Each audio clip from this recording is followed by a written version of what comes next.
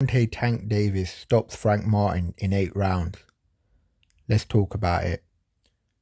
So coming out in this fight, Frank Martin came out on the back foot and he was having some success early. He was winning quite a few of the early rounds. They weren't dominating rounds, but he was getting off more than Gervonta Davis did. This wasn't really that surprising. And I said in my prediction video that I thought Frank Martin might nick a few of the early rounds, and that is what he did. Gervonta's a slow starter, and he's a very precise puncher, so he's not going to put punches out there that aren't going to land clean. You know, he's a guy who likes to land his shots very clean and very precise. And he's also used to fighters coming at him like Rolly Romero, like Ryan Garcia, like Pitbull Cruz. So in this fight, he had someone like Frank Martin who was boxing him on the back foot, having some success.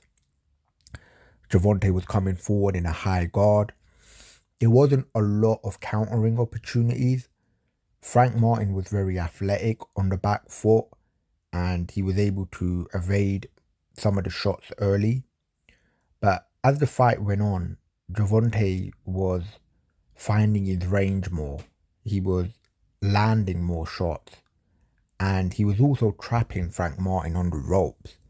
And that ultimately led to the demise of Frank Martin in this fight, because as the fight went on, his punch output was going down and it wasn't being as effective because he was starting to get countered by Gervonta Davis as Gervonta Davis started to pick up on his timing. And he was also getting hit very clean by Davis. I mean, there were some very good right hooks that Gervonta Davis landed in this fight that really snapped the head of Frank Martin's back. A lot of the shots that Martin was landing weren't, shots that snap your head back and really do damage. They were kind of like, kind of being ridden by Gervonta Davis or partially blocked. And yeah, he did have success. I said in my prediction video, I don't really see how Frank Martin wins this fight. I thought he was going to get stopped between the 5th and the 8th round, and he ended up getting stopped in the 8th round. So this was not a surprising result to me. I would say Frank looked a little bit better than I thought he would. He showed, some good boxing ability in there, but it wasn't enough. And the knockout that ultimately came was with Frank Martin ducking low, getting hit with an uppercut, and then being out on his feet and Gervonta hitting him with a straight left hand that just flatlined him. It was a good performance from Gervonta Davis, because even though I picked him to win this fight, he was in there with a different style of fighter. This was a very athletic guy who was boxing on the back foot. It wasn't a guy who was opening up and being very reckless. And those are the guys that Gervonta normally likes to fight. Guys who are coming forward and are reckless and give him those countering opportunities where he can set them up with a good counter punch. But he showed here that he can fight on the front foot. I don't think he's as effective on the front foot, if I'm being honest, as he is on the back foot. I think he's a better fighter counter punching on the back foot than he is being the aggressor or the lead fighter on the front foot.